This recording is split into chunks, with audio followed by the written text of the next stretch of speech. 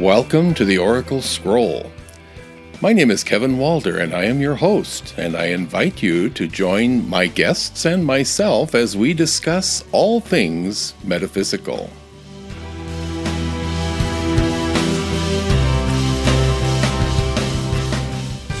Welcome to episode 19 of the Oracle Scroll.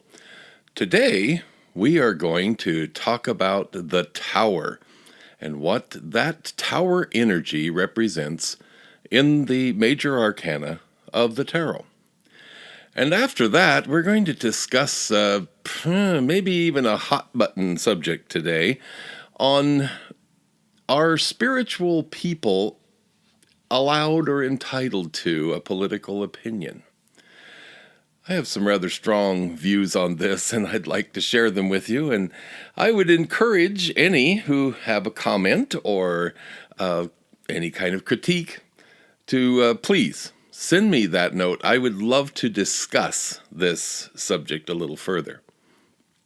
So today, without going into further detail, let's get to work on the Tower. And I wrote about the Tower in my book, Tarot for Lunch, Lessons from the Cards.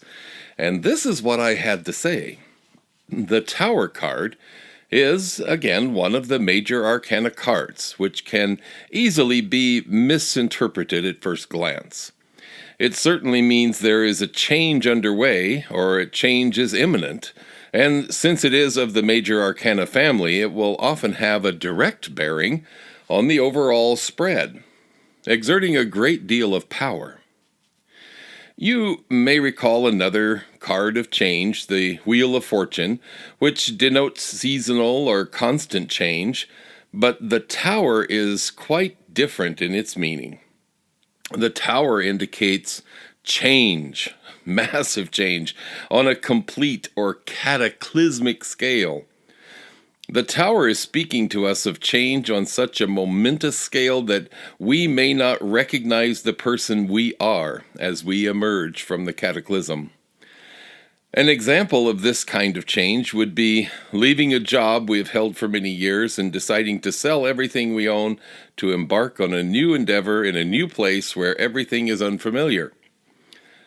It's important to note that this is not catastrophic change, but cataclysmic change. There's a huge difference between the two. Though change is often the most frightening thing we humans face in life, it is an absolute necessity for progress. Nothing ever happens in our comfort zone. That is why it's so comfortable. And the Tower is here to let you know that all the magic happens just beyond the bounds of our familiar states. None of us likes to see the destruction of something we have worked hard to achieve. But the Tower is here to let us know that sometimes that destruction is merely clearing the way for something better to come in its place. Sometimes the things which are comfortable are the very things holding us back, and the only way out of that situation is this kind of massive change. The artwork for this card is fairly consistent from deck to deck, depicting a tower which is crumbling under an explosive attack. There are often figures of people jumping or falling from the tower as it explodes. The indication is that the people and protections we have built for ourselves no longer protect us, and we must become vulnerable to move forward. Another way to look at it is that the lightning is bringing light to parts of the Tower which have been in darkness for far too long. Whenever I see the Tower card appear in a reading, I am immediately alerted that the querent is about to be involved or is already involved in a massive change. A change which affects every aspect of their life. This change is not gradual. It's not predictable. It is as explosive and course-altering as is possible. The thing to keep in mind is that most of the fear that surrounds change is completely unfounded. And if the querent can take advantage of this moment to learn about living in the moment, it will be much easier to work through it. So the tower leaves us with these three questions. How has the tower energy manifested in your life in the past? How are you practicing living in the moment right now? When remembering those moments of great change, what emotion comes up for you? Oh, and there's a bonus question. How can you make the prospect of big change more exciting than frightening? And that's what I wrote about the tower in my book Tarot for Lunch, Lessons from the Cards, available now at Amazon.com in both paperback and Kindle versions. As we've been doing with all the cards in the Major Arcana, we are going to take a moment to meet the tower and maybe get a chance to understand that energy on a new level. May I introduce the tower? Hello, the name is Tower, and I am part of the Major Arcana of the Tarot.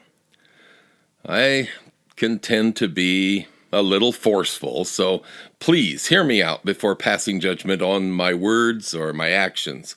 Sometimes demolition work is noisy. At several points during this series on my Major Arcana family, I've had to stifle a chuckle as some of my colleagues have whined about feeling misunderstood. Well, I would trade my experience in this regard with any of them. I tend to be a frightening presence, and few are willing to look at all the good things that I accomplish. The imagery depicting me varies, of course, from deck to deck, as all of us do, but many seem to be loosely based on the biblical story of the Tower of Babel. I am shown as being under attack, being systematically destroyed by fire, lightning, and earthquake. The scene can be quite ominous and often makes people feel that I'm some scary disaster awaiting them. And just between you and me, I'll admit I rather enjoy the mystery which surrounds me and that image of myself. In most of the imagery depicting me, you will also find some subtle little hints at hopeful signs, as well as alluding to my more positive side. I know it's difficult to imagine that someone who represents such an explosively destructive energy could ever have a positive side, but I assure you, there are multiple dimensions to each of us. I have a theory that much of the apprehension and dread so many feel in relation to my energy is largely self-inflicted. Any frightened reaction to me is just that, an inappropriate overreaction, like being afraid of your own shadow. My energy can be chaotic, which makes people run from me in terror, but I know that chaos is quite necessary to keep this world moving. My energy is one of change. Just change, that's all. Nothing more, nothing less, it's just change. Your own mind reacts to change with panic because it means that your mind is not presently in full control. This is what I mean when I say that most of the negative reactions are self-inflicted. I may be noisy and I may be brash in my approach, but I am not the source of your apprehension. I simply deliver the circumstance and the timing for a major shift, and you decide how you will accept it, or not. I do share some characteristics with Mars, the Roman god of war. He certainly understood that some collateral damage would occur. In the process of making a major shift and change, there are bound to be pockets of resistance which will require more concentrated bombardment to subdue. So now we've established that I can be intimidating and even frightening to those who have never attempted to get to know me. And as I mentioned earlier, I'm just fine with that. I don't mind having people clear the way as they try to escape my energy. But sometimes even I would like to be recognized for my softer and gentler side. When my energy shows up in a reading, it certainly means there is change underway, or at least it's imminent. And since it is of the Major Arcana family, it will often have a direct bearing on the overall outcome of the spread, exerting a great deal of power. You may recall another card of change, the Wheel of Fortune, which denotes seasonal, constant change, the kind of change that is cyclical and predictable. Well, my Tower energy is quite different in its meaning and indicates change on a complete or cataclysmic level. It is important to note that it is not catastrophic change, but cataclysmic change. This change may be destructive, but in a way that removes obstacles from our path. This change is not to be feared because it's necessary for our very survival. Without change, life itself would cease to exist. So embracing the change portrayed by my Tower energy will ultimately be far easier on you than resisting it. Though change is often the most frightening thing we humans face in life, it is an absolute necessity for progress. The scope of change tends to be as much as we choose to make it.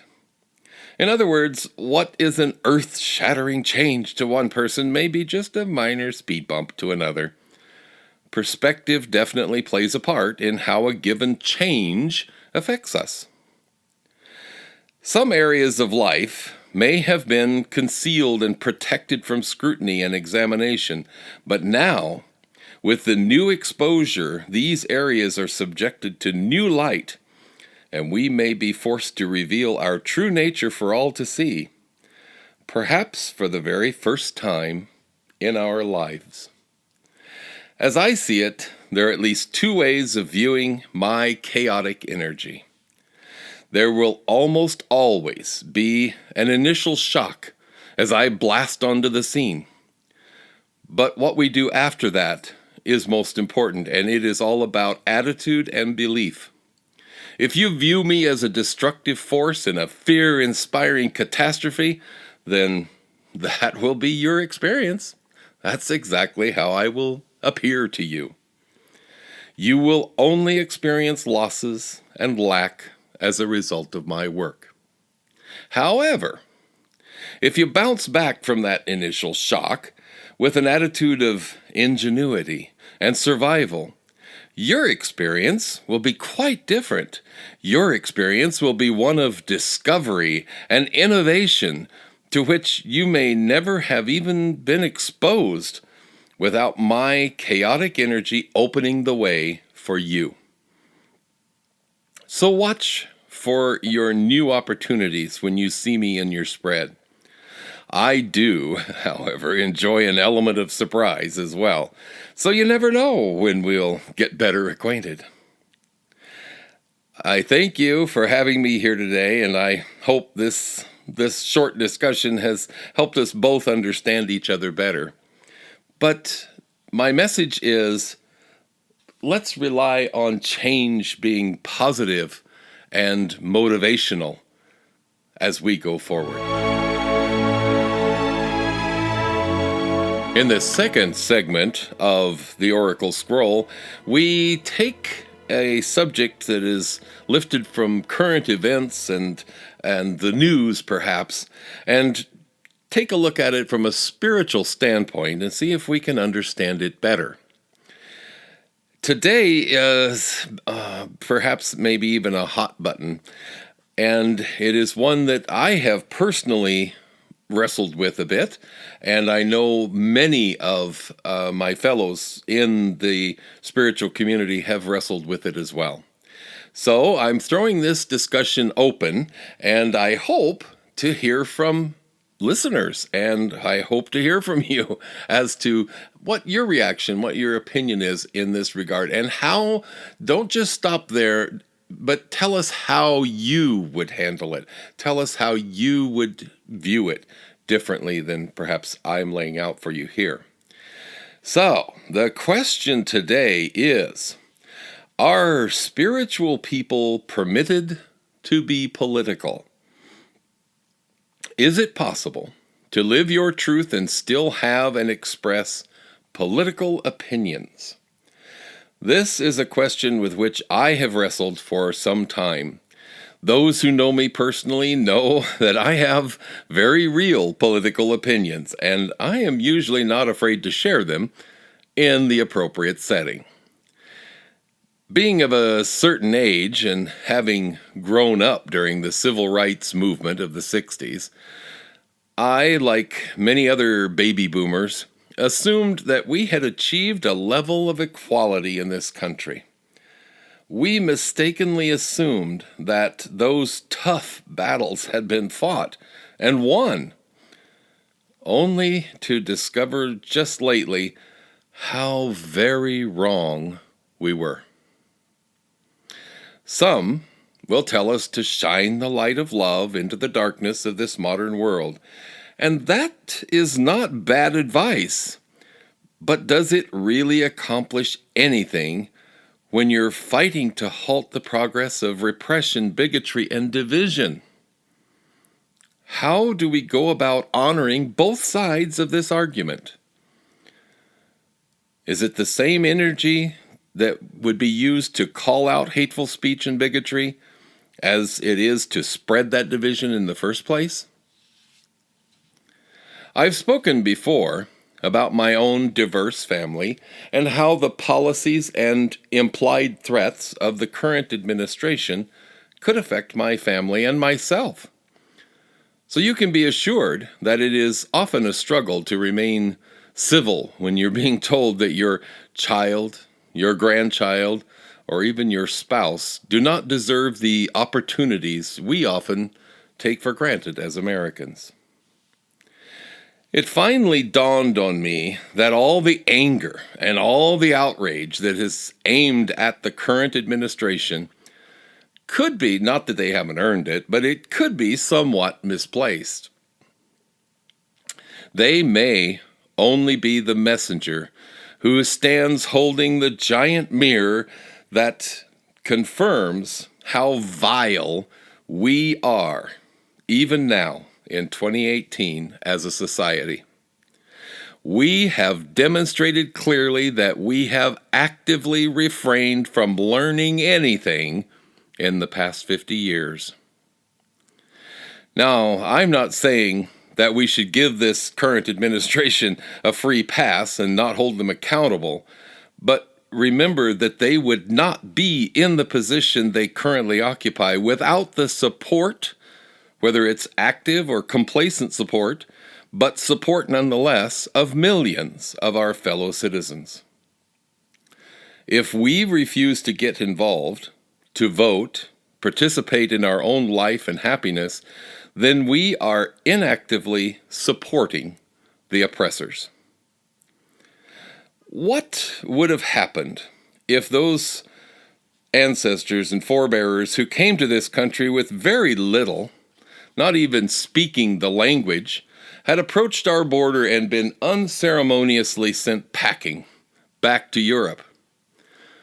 Well, in a particular case I'm reminded of, it would have been financially disastrous as they had invested every penny they had just to get here. They would never have been afforded the opportunity to serve in this country's military, earn their citizenship. They would never have been in a position to help so many of their neighbors during challenging times. They would not have earned the respect and affection of so many of their neighbors. Now, their descendants have decided that the appearance of affluence is much more important than their fellow citizens, and they've aligned themselves with the current administration. And what about the immigrant who came here as a refugee seeking asylum? Had this ancestor been immediately deported back to their country of origin, they would not have survived more than a few days, since there were multiple warrants out for their arrest on charges of sedition.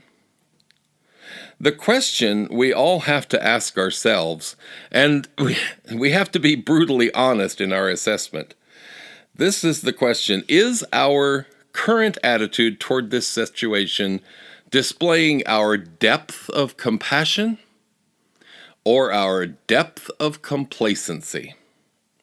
Whoa. Complacency brought us to this juncture. When nearly half of all eligible voters abdicate and allow their much more vocal neighbors to speak for them, then we can only expect more of the same.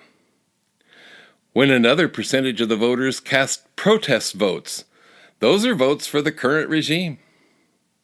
We are no longer faced with simple choices about fiscal responsibility and who shall be our most favored trading partners. We have members of our communities being threatened with deportation, imprisonment. When you witness your neighbors or family members being threatened with physical violence and incarceration for simply being, then mustering up your compassion becomes a bit more challenging. Whether you realize it or not, life as you know it is threatened if, and especially if, you are any shade other than creamy white, or if you worship in any way that does not involve a very Christian cross, or if you find yourself attracted to or in love with a person of your same gender. This do-nothing Congress has been quite busily paving the way to undo decades of social and political progress, while the general public obsesses over the latest inflammatory tweets. As I see it, my opinion only, it is my social responsibility to speak up when I see something which seems very, very wrong. I would be betraying my spiritual calling if I simply turn the other way and ignore when my family, my friends, and my neighbors, some of whom I may not even know, are threatened by evil forces seeking to control all of us. Our Constitution here in the United States is designed to control such abuses of power that we see occurring now, but even that is in danger if we continue to allow this administration to dissolve our institutions. I will continue to call them out when they're being ridiculous, and I think it behooves us all to keep them accountable. I will vote as I have voted for decades because I can. And I see it as a primary responsibility of all citizens to get involved and participate in the system. Please join me. Make certain that you are registered and prepared to cast your vote. Many a local race has proven time and time again that one single vote can turn the tide and make a huge difference. The answer to our question, then, is this. As a spiritual person, we are not only permitted to have political opinions, it is our duty to continue to speak up for those less able to speak for themselves. We no longer have the privilege of sitting out an election or casting a protest vote for a fringe candidate or simply abdicating our responsibility altogether just to preserve the peace. Action is required. In our third and final segment of the Oracle Scroll, we take questions from audience members and draw cards to offer some advice. Today is a question from Andrea. She says, I am finally getting my life back together after a messy breakup. Is the person I am currently dating the one? Well, thank you for your question, Andrea. I drew 3 cards to begin our reading, and they are the Two of Swords, the Queen of Coins, and the Ace of Wands. And by way of clarification, I drew a 4th card, which was the Chariot. First thing I notice is the lack of Cups cards in the reading, which indicates that the real question is less about the emotional question and more about other aspects of life. I was first drawn to the Queen of Coins as this is the role you are now playing in your own life. You are no longer in a cooperative position where you can count on someone else to pick up the slack in challenging times. You've taken on the complete responsibility for your life and providing for your own well-being. This is a strong position and indicates a determination to take care of business on your part. The next card to attract my attention is the Ace of Wands. This ace says that your recent experience has caused you to reinvent yourself. You have just begun to learn how to put yourself first. And boy, it feels exhilarating as you rediscover your voice. Lastly, I'm drawn to the Two of Swords, which indicates to me that both of you are weighing the situation carefully, which is a good sign. This card is saying rather forcefully that it is still too early to tell if this is, and in air quotes, the one. But if you continue to take yourself seriously and refuse to compromise, you will not go wrong. The Chariot was drawn to clarify, and it basically is indicating a need to maintain balance as you continue to grow and move with the new energy you're feeling right now. So in summary, you both have a lot to learn about each other before making any kind of long-term plans. You have just begun to learn about your new identity, which needs a lot more definition as you recover from your messy breakup. So give yourself some time to just enjoy the attention without being in a hurry to read more into the situation. All relationships are learning experiences, so there is no need to rush into a decision right now. Be patient with yourself, because you're just learning to appreciate your own power, and you're not going to give it away again. Thank you, Andrea, for your question, and hopefully what we've given you today is helpful in some way.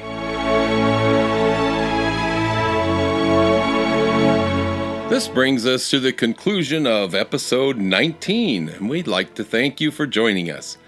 The Oracle Scroll is available on many of your favorite platforms, and we ask that you subscribe today. Find us on iTunes, Google Play, Spotify, Stitcher, YouTube, and Facebook. And did you know that you can become a patron of the Oracle Scroll and in the process earn attractive bonuses for yourself? So please visit our Patreon page, which is patreon.com/Kevin Walder, all one word, Kevin Walder. A link to the Patreon page is included in the episode notes accompanying this audio presentation. Please send comments, suggestions, requests, anything at all, to the oraclescroll@gmail.com. Be sure you share your experience with your friends, relatives, anyone else who might enjoy what we do here at the Oracle Scroll. And links to all contact options are listed in the episode notes that accompany this audio presentation. Goodbye for now. Thank you for joining us for this episode of the Oracle Scroll. Find us on Facebook at the Oracle Scroll. If you wish to send comments, suggestions, or requests, please address them to theoraclescroll@gmail.com.